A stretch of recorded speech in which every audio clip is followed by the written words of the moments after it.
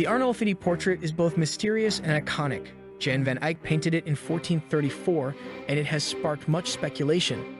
More than half a millennium later, we are still left with many unanswered questions. However, even if we don't know the exact story behind this painting, as is often the case in art history, we can investigate the intriguing elements that make it up. The artist. Jan van Eyck was born around 1395 and died in 1441, and he was buried in Bruges. He was not only a painter active in the Burgundian Netherlands, but also one of the most important artists of the 15th century. His paintings depict portraits and religious subjects, marking a transition from medieval to Renaissance art. However, there needs to be more information available about his origins and artistic development. Arnolfini Portrait. In a private room, a man and a woman standing with their hands lightly touching the space between them. They are well dressed, and their surroundings reflect their wealth and social standing. The painted surface is small, 82 x 60 centimeters, but contains a lot of information. The artist's detailed work in this double portrait is evident in his technique and every choice made for the composition. Everything is carefully curated, from the room's architecture to the colors used. For a long time, the painting was thought to depict a wedding ceremony. They are now known to be husband and wife, but their identities remain one of the many mysteries surrounding this painting. Giovanni di Niccolò di Arnolfini is most likely the male figure. The Arnolfinis were a large Italian merchant family, with many members living in Bruges at the time. Giovanni would have been in his late 30s in 1434, and the face in the Arnolfini portrait resembles a known portrait by Jan van Eyck from a year later. The woman's identity, on the other hand, remains a mystery. It was assumed that she was Giovanna Stenami, Arnolfini's second wife, for a while. However, a document recently revealed that they only married in 1447, not only 13 years after this portrait was created, but also 6 years after Van Eyck's death. Giovanni Arnolfini married his first wife, Costanza Trenta, in 1426, but she died a year later, a year before the portrait was painted. Ordering portraits of deceased people were uncommon, so could this be the case here? Although this is not the prevalent interpretation, some art historians point to the dog or feet as evidence. Dogs were commonly placed at women's feet in tomb effigies because they were thought to accompany and guide the deceased in the afterlife. As a result, the dog's presence in the painting could be interpreted as a way of acknowledging her death, or it could simply serve as a universal symbol of loyalty and fidelity. Elegant wardrobe. The couple's attire contributes to the idea of discreetly displayed wealth. Their clothing is expensive and trendy, but not flashy. Neither wears ostentatious jewelry with excessive amounts of gold or precious stones. The luxury, like the rest of the painting, is in the details that reveal their wealth without falling into the trap of too much pride or vanity. The woman's hair is styled with modest horns and covered with a white veil.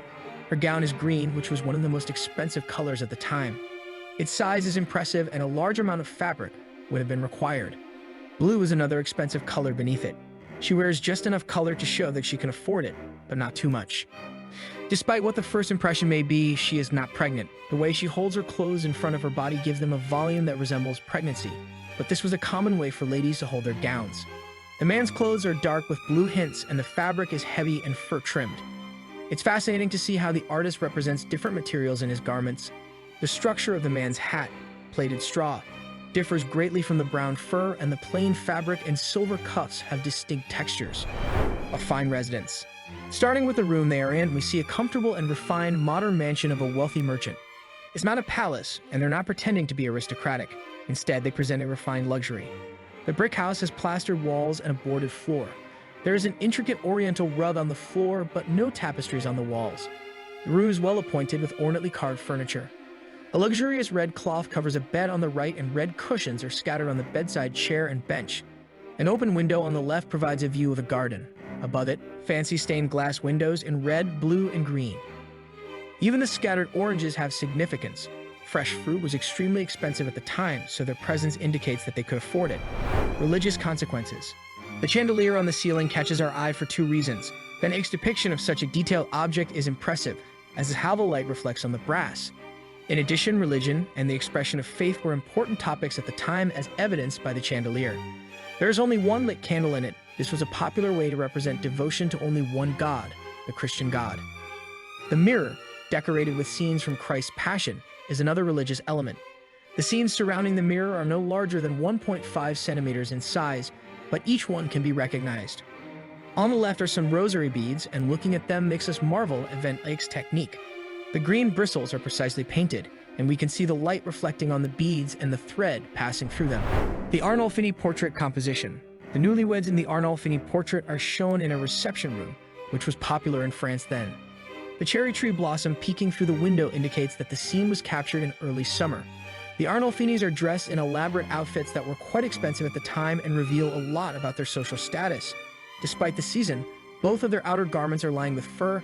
He is wearing a hat of plaited straw dyed black, as was commonly worn in the summer at the time, while her dress has elaborate dagging on the sleeves and a long train. Both of them are adorned with plain jewelry. The room is furnished most newly with an impressive brass chandelier, the bed, and other items. The convex mirror in a wooden frame is at the back of the composition. The only thing lacking is a fireplace. The lavish bed hangings and carvings on the chair and bench against the back wall, as well as a small oriental carpet on the floor by the bed, are also part of the composition. Oranges, another symbol of the Arnolfini wealth, can also be seen because they were very expensive in Burgundy. The couple faces two figures in the mirror, and the second figure, wearing a red turban, is most likely the artist himself, though he does not appear to be painting. A dog of the breed now known as the Brussels Griffon is also depicted in the painting. Above the mirror is a sign that says Johannes de Eyck Fuit Hick 1434, which means Jan van Eyck was here in 1434. It appears that the inscription was painted in large letters on the wall, as was common with proverbs and other phrases at the time. Theories for the painting. Throughout history, much has been read into the other objects carefully strewn around the room. For example, in the 1930s, art historian Erwin Panofsky used the painting as the foundation for his theory of disguised symbolism, which holds that every object contains a hidden meaning. Paintings, he believed, could be decoded and deciphered. The oranges on the table, for example, represented original sin, while the dog at the woman's feet could be interpreted as a symbol of her fidelity to her husband. After dissecting the painting's realism, it becomes clear that Van Eyck has created an illusion of reality, something to be enjoyed for its exquisite detail, rather than its hidden mysteries. The portrait is a meticulously crafted reality, a figment of Van Eyck's imagination and the result of his incredible brush and powers of observation. In this context, his elaborate signature, Jan van Eyck was here, refers to the fact that, as a place only he has imagined, he is the only one who has ever been in this room. The historical significance of the Arnolfini portrait. Various art historians debated the many aspects of the painting throughout the 20th century. Although certain conclusions appear stable and supported by other historical facts, the Arnolfini portrait remains a mystery.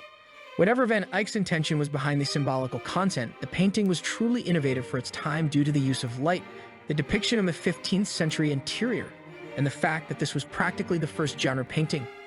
It is still regarded as a revolutionary masterpiece that tells much about 15th century society and the Western paradigm of marriage and family framed by religious beliefs. What do you think about this video? Share your thoughts in the comments. Please like this video and subscribe to our channel for more videos like this. Thanks for watching.